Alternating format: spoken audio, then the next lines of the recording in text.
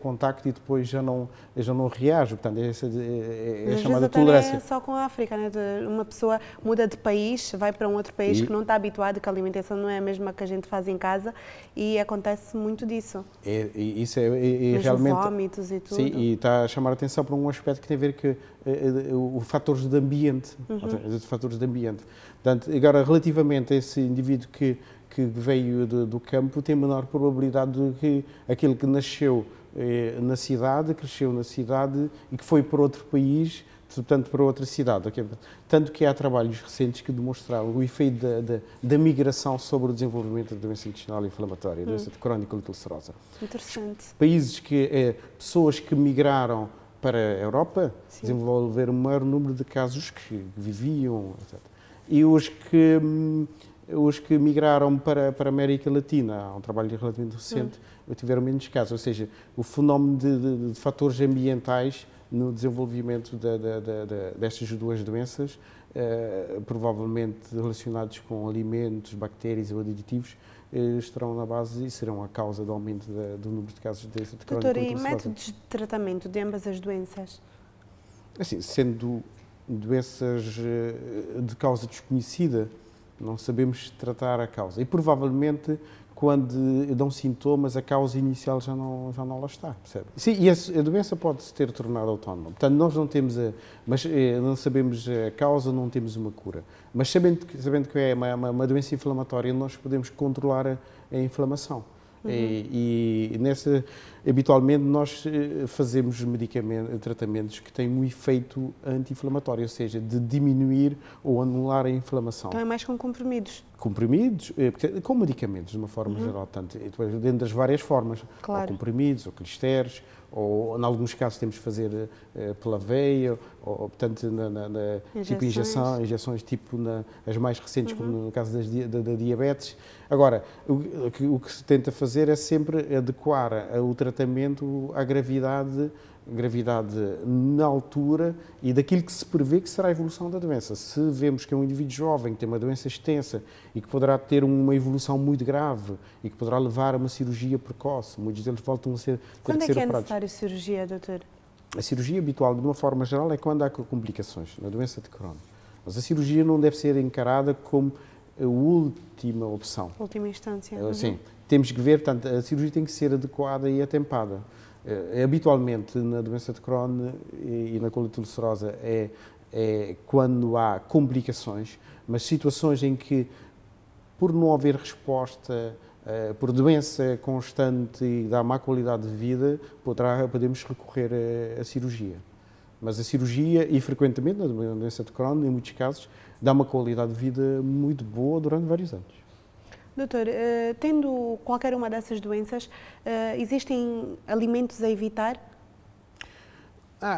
Há poucos estudos nesse sentido, não é? Mas de uma forma geral e com base no conhecimento atual, o que se preconiza é, se a pessoa tiver sintomas consumindo determinado alimento, deve evitá-lo, mas tem que ser sintomas quando os sintomas são provocados de forma repetida. Sempre que há uma exposição, sempre toma. Portanto, há uma questão que é interessante, que é a questão do leite, da intolerância ao leite. Não é? Habitualmente, quer dizer, com a idade, nós vamos começando a ser... Sim, a lactose. Nós começamos a ser intolerantes à lactose. Mas isso é também um padrão evolutivo normal. Situações, na doença intestinal inflamatória, haver uma intolerância real à lactose, tem que haver uma doença muito extensa do intestino delgado. Só para terem uma ideia, a área do intestino delgado é cerca de 200 metros quadrados, ou seja, em muitos casos são mesmo intolerância da própria do doente à lactose. Agora, na prática é assim, se a pessoa tem sintomas, é uma questão de evitar. Aquilo que eu aconselho relativamente a termos de alimentação é alimentos muito bem tanto cozidos, cozinhados, portanto, que atingem temperaturas e duração que matam as bactérias. Isso é com base no conhecimento atual, é isso que nós preconizamos. Como nas grávidas, por exemplo. Okay? Como nas grávidas.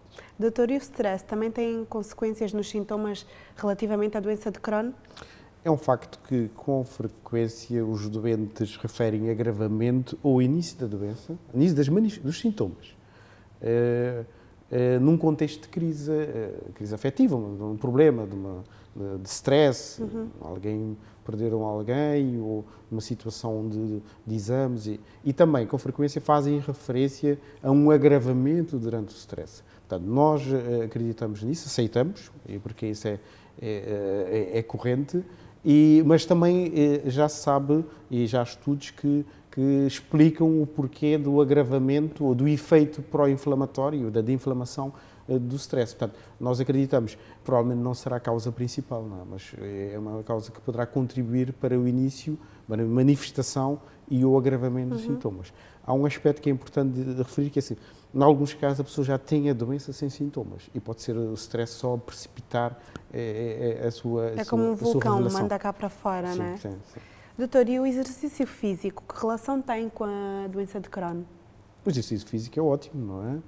Até pode ter um efeito benéfico, sim, anti-inflamatório. E a questão que se põe é que tem que se adequar o exercício físico à fase da doença, não é? Se a pessoa estiver com anemia, temos que controlá-la, não vamos pô-la. Não é? Mas desde que a pessoa esteja controlada, até convém fazer exercício físico. E os doentes, eles próprios dizem que se sentem melhores fazendo exercício físico. Como é a vida de um doente com a doença de Crohn? Depende. Se tiver a doença bem controlada, com medicamentos e sem sintomas, que nós conseguimos, uma vida normal, quer dizer, vida no dia a dia, vida afetiva, procriação, pode ter filhos. Agora, se tivermos uma doença crónica grave, sempre com sintomas, nós não conseguimos controlar, aí pode afetar a qualidade de vida das pessoas e numa grande medida. Agora, mas é importante ter presente que ter doença de Crohn, a colite ulcerosa não é o fim do mundo.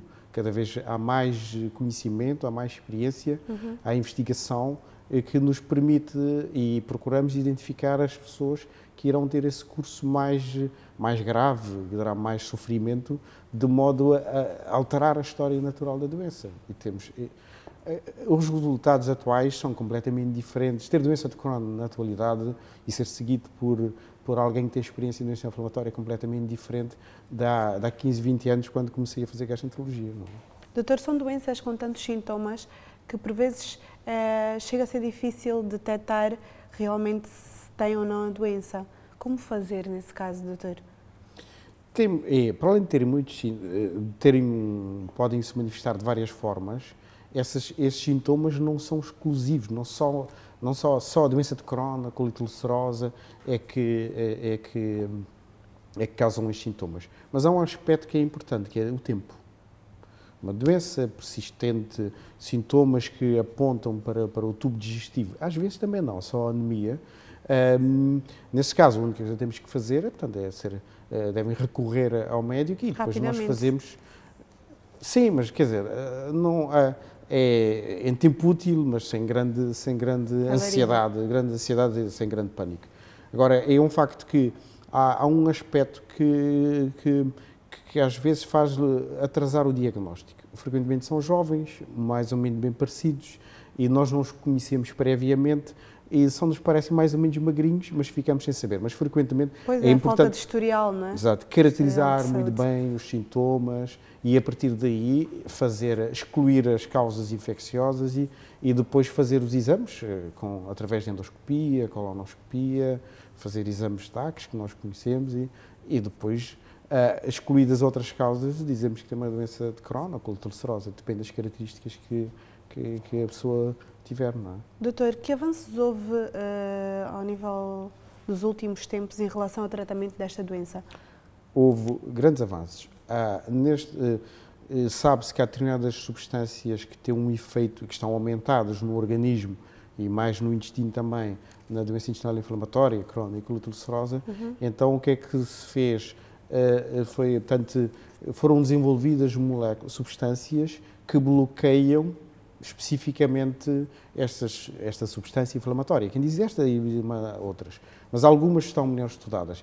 Então, até há bem pouco tempo nós utilizávamos mais a base o tratamento era mais à base de substâncias químicas, não é? e que mesmo assim que se consegue fazer um controle. Nos casos mais graves, o desenvolvimento dos chamados medicamentos biológicos, que graças à biotecnologia, que nos permite fazer uma administração regular e induzir bem-estar e ausência de sintomas numa percentagem muito grande de doentes e às vezes mesmo cicatrização das tais lesões que um doente normal, uma pessoa sem um tratamento não conseguiria. Portanto, há uma percentagem muito grande de situações em que nós conseguimos controlar a doença e a pessoa fica completamente assintomática.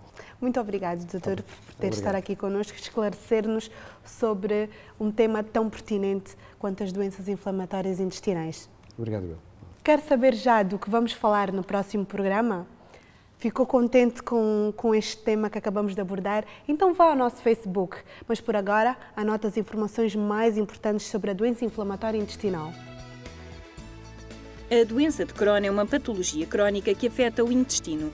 Esta doença manifesta-se habitualmente na parte final do intestino delgado, o ilean, e no intestino grosso, mas pode ocorrer em qualquer segmento do tubo digestivo, da boca até ao ânus, inclusivamente na pele à volta deste.